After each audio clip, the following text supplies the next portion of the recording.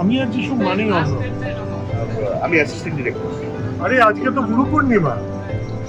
এই ভদ্রলোক যে পাঠটা করেছেন জাস্ট চিন্তার বাইরে, জাস্ট অভাবনীয়। আমার প্রিয় গোয়েন্দা এই মুহূর্তে টেকনিক্যালি তো আমার কানাই চরণ বলা উচিত। প্রেমিকা বা এক্স প্রেমিকা, তার সঙ্গে যদি কোনোদিন আমার কাজ হয় সেখানেও আমি সবসময় আলাদাই। সৃজিত তো চাপে আছে, সৃজিত মিথ্যে কথা বলেছে অ্যাকচুয়ালি। বলবো কেন? ক্যারেক্টার সম্পর্কে এক্ষুনি আর বেশি কিছু বলছি না, কারণ ছবিটা দেখতে হবে পর্দায়।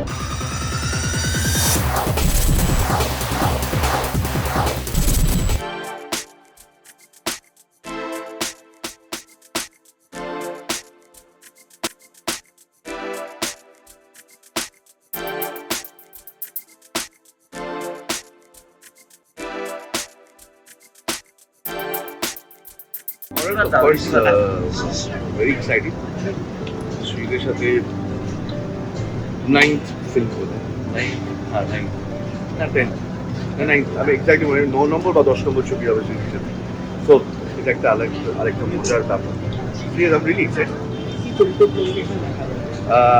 আমি অ্যাসিস্ট্যান্ট ডিরেক্টর। বলবো কেন? আমার বাড়ি আপনার ছবি নির্ভর কি চরিত্র গল্প বলে দিই, সব কিছু বলে দিই আপনার। সব ছবিতে একটু গোয়েন্দার ছোঁয়া থাকে, সব ছবিতে প্রায় কিছু কিছু ছবিতে দেখা গেছে। এবং এখানে কানাই উমায় আমি গোয়েন্দা ছিলাম না, আমি জুলফিকারে গোয়েন্দা ছিলাম না, কোনো গোয়েন্দাই ছিল না, রাজকাহিনীতে গোয়েন্দা ছিল না। মানে আরো কিছু কিছু ছবিতে আর কি, আচ্ছা। সেটাই বলছি। ও আচ্ছা। আর বলছি এখানে কানাই চরণকে নতুন একটা গোয়েন্দা আমরা পাচ্ছি, সেটা নিয়ে কি বলবো? গানের জন্য নতুন ভাবে ভাবছি, সেটা নিয়ে কি বলবো? হ্যাঁ, মানে নতুন একটা গোয়েন্দা, যেমন আমরা ফেলুদা দেখেছি, ব্যোমকেশ দেখেছি, সেরকম কানাই আরেকটা গোয়েন্দা পেলাম। যিশুদা তোমার পছন্দের গোয়েন্দা চরিত্র কোনটা? ব্যোমকেশ করেছি, ব্যোমকেশ বলতে পারো, অফকোর্স শার্লক হোমস বলতে পারো। So there are, I think this two will top the list, লিস্টের উপরে থাকবে।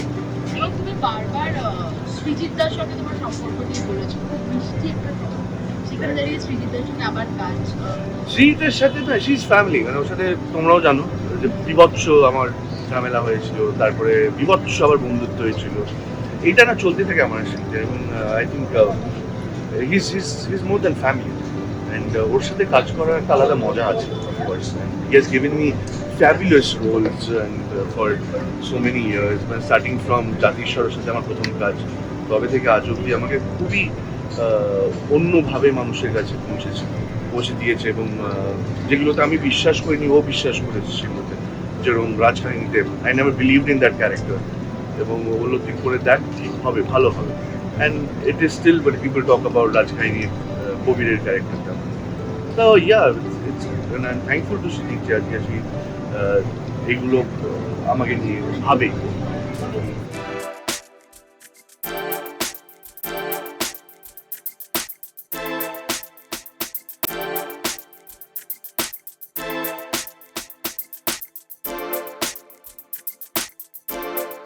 স্ক্রিপ্ট লিখেছে সৃজিত, মানে এত ভালো ব্রিজ করেছে না। মানে আমি বলছি যে ব্রিটিশ পিরিয়ড থেকে, মানে স্বাধীনতা সংগ্রামী থেকে আরম্ভ করে বর্তমান সময়, এটা অসাধারণ ব্রিজ করেছে এই ছবিটাতে। এবং কানাইচরণ নিজে বলে যে ওকে জিজ্ঞেস করা হয় যখন, যে ও বলে পয়ো, যে ও কে,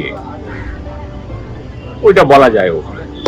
এবং খুব ফান, সুন্দর, ব্রিজিংটা খুব সুন্দর। আর সৃজিতের সঙ্গে আমি প্রথম কাজ করছি। আমি খুব এতদিন অনেকদিন বলেছি সৃজিতকে, সৃজিত দেয়নি, ফাইনালি সুযোগ এসছে সৃজিতের সঙ্গে কাজ করার। তো আমি খুব এক্সাইটেড যে একটা ভালো কাজ হবে আর কি।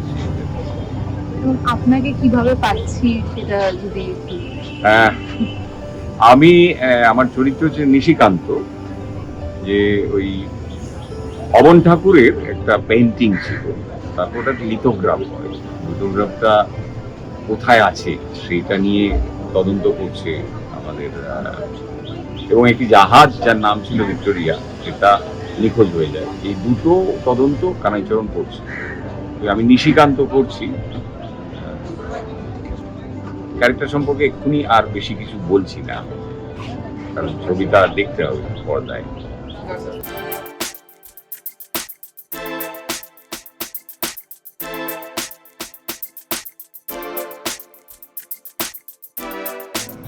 বা শার্ট এটা নিয়ে একটু কিছু বলো, কারণ আরে আজকে তো গুরু পূর্ণিমা, আজকে তো বাংলার সব পরিচালকদের এই একটাই শার্ট পরা উচিত, না আরো অনেক শার্টই পরা উচিত।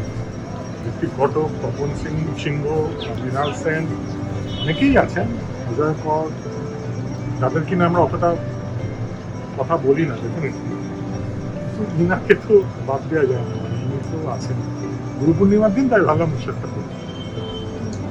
সৃজিতদা যিশুদার সঙ্গে কাজ, এবং আমরা জানি তোমার সঙ্গে যিশুদার সম্পর্কটা একদম অন্যরকম। যিশুদাও বলছিলেন যে পারিবারিক, হ্যাঁ স্বামী স্ত্রীর মতো। স্বামী-স্ত্রী, হ্যাঁ। হ্যাঁ একদমই ঠিক বলেছে। ঝগড়াঝাটি লেগে থাকে, মান অভিমান লেগে থাকে, রাগারাগি লেগে থাকে, ভালোবাসাবাসি লেগে থাকে। এবং সাথে এটাও বলেছে যে হোমলি ব্যাপার যেটা সম্পর্কে আছে সেটা কিন্তু শুটিং এ রাখতে দাও না, শুটিংয়ে আমি একটু শুটিংটা আমি একটা কাজটা আসলে আলাদা রাখি তো, ব্যক্তিগত সম্পর্ক থেকে সবসময় আমি কাজ আলাদা রাখি, মানে সেটা যিশুর সঙ্গে, মানে আমি আমার প্রেমিকার সঙ্গেও যদি কাজ করি, মানে প্রেমিকা বা এক্স প্রেমিকা, তার সঙ্গে যদি কোনোদিন আমার কাজ হয়, সেখানে আমি সবসময় আলাদাই, আমি আই লাইক ইট দ্যাট, ওভাবে আমি মেশাই।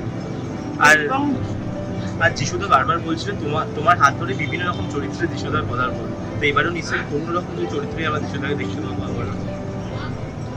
যিশু মানে আমি আর যিশু মানেই অন্য, আমরা একে অপরকে আমরা অঙ্গীকারই করে নিয়েছি যে আমরা নেভার রিপিট আছে, তো এখানেও তাই, সম্পূর্ণ ভিন্ন একটা। একদম। আর ইদিকাকেও আমরা দেখেছি এতদিন বিভিন্ন অন্যরকম কমার্শিয়াল, মানে সোকল কমার্শিয়াল সিনেমায়, আর তাহলে এখানে অন্যরকম ভাবে আমরা বোধহয় ইদিকাকেও দেখতে চলেছি বোধহয়। সেটা একটা খুব বড় চ্যালেঞ্জ আমার জন্য, যে ও যে ফ্রিকোয়েন্সির একটা ইমেজ আছে, সেটাকে কতটা আমি ভেঙে একটা অন্যরকম ভাবে করতে পারি। আর সব গোয়েন্দাদের দলে এবার কানাই চরণও নাম লেখাচ্ছে। হ্যাঁ, আরে সবার একটা করে গোয়েন্দা আছে, তো যিশুরই বা থাকবে না কেন?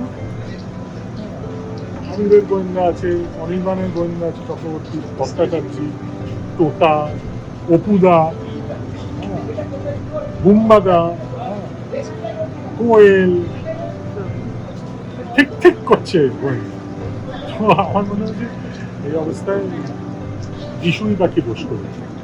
সেই অবস্থায় কানাই চরণ এমন একটা গোয়েন্দা যেটা চাইলে দর্শক বা সকলে সেইভাবে পরিচিত নয়, তাকে যখন পর্দায় নিয়ে আসে সেটা কতটা চ্যালেঞ্জ হিসেবে নিয়ে আসে। তার একটা সুবিধা আছে, খুব বেশি পরিচিত হলে খুব চেঞ্জেস বেশি করা যায় না, তখন পাঠকের একটা অসুবিধা হয়। তাই জন্য ফেলুদা আমি একদম বইতে যা স্কেচ মিলিয়ে কাস্টিং, দৃশ্যায়ন সব কিছু, তো একইভাবে কাকাবাবুও খানিকটা তাই, কিন্তু গোয়েন্দা কানের জন্য সে ফ্লেক্সিবিলিটিটা আছে, কিন্তু সেটা I think holds true for Eken also. Eken হওয়ার আগে যে প্রচন্ড মানুষ জানতো তা নয়, ইনফ্যাক্ট একেনের চেহারাটাই ওরকম না যেটা বইয়ের ডেসক্রিপশন আছে, কমপ্লিটলি আলাদা দেখছে একেন বাবু। সোনাদাও ইজ সামথিং যেটা ক্রিয়েট করেছো, আমার মনে হয় সব মিলিয়ে ইন্টারেস্টিং এবং একদিক দিয়ে ভালোই।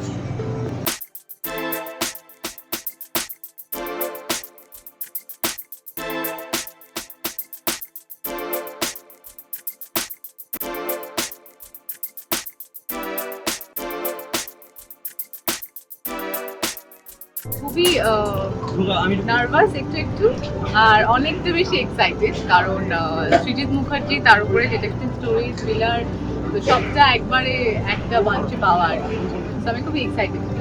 এবং সৃজিতদা বলেছে প্রথম সারির অভিনেত্রীকে নিয়ে কাজ, সৃজিতদা কিন্তু বেশ চাপে আছে।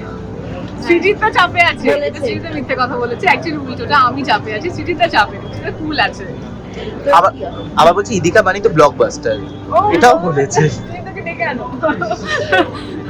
না, সৃজিতা খুবই ডাউন টু আর্থ মানুষ একজন, সেজন্য বলেছেন। এবং আমার মনে হয় আমি এখন আরো বেশি ভালো ফিল করছি, বিকজ সৃজিত মুখার্জির মতন একজন মানুষের মুখ থেকে এটা শোনা, এটাই আমার কাছে মনে হয় অনেক বড়। আর সব অভিনেত্রী তো একটা স্বপ্ন থাকে সৃজিত মুখার্জির সাথে কাজ করার, তোমার এখানে কতটা স্বপ্ন পূরণ হলো? ডেফিনেটলি, কারণ আমাদের প্রত্যেক অভিনেতা এবং প্রত্যেক অভিনেত্রীদের একটা বাকেট লিস্ট থাকে, তো সেই বাকেট লিস্টের মধ্যে সৃজিত মুখোপাধ্যায় একটা অনেক বড় এবং অন্যতম নাম, তো সেই লিস্টটাতে আজকে আমার টিকমার্ক হয়েছিল। আর এতদিন ইদিকাদিকে আমরা সবাই অন্য অন্য চরিত্রে দেখে এসেছি, এবার সম্পূর্ণ একটা অন্য ধারার চরিত্র, সেটা যেন তুমি কতটা এক্সাইটেড দর্শকের সামনে Excited, আসার? একটু টেন্স তো, তবে আমার মনে হয় পার্সোনালি যে দর্শক যেভাবে এত দিন ধরে সবগুলো চরিত্রকে খুব আপন করে নিয়েছে এবং ভালোবেসেছে, দর্শকের এবারও খুবই ভালো লেগেছে। তোমার প্রিয় গোয়েন্দা যদি জিজ্ঞেস করি? আমার প্রিয় গোয়েন্দা এই মুহূর্তে টেকনিক্যালি তো আমার কানাই চরণ বলা উচিত, কিন্তু বাট আমার Feluda person.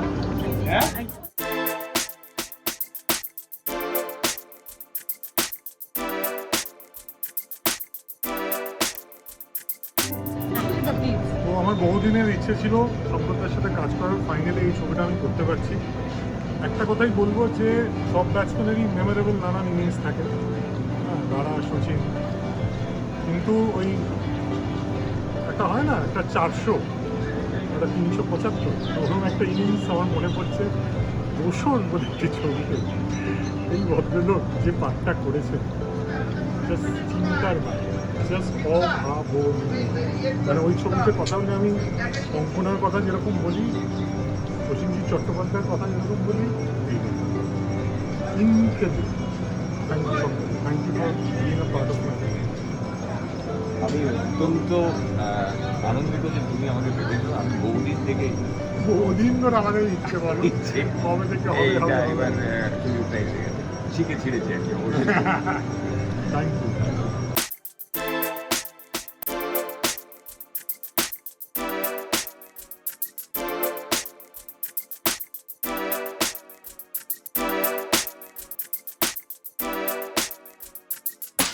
Tollywood focus Kolkata চ্যানেলটি আপনাদের ভালো লেগে থাকলে লাইক করুন, সাবস্ক্রাইব করুন এবং অবশ্যই আপনাদের পছন্দের ভিডিওটি শেয়ার করুন। Tollywood focus Kolkata.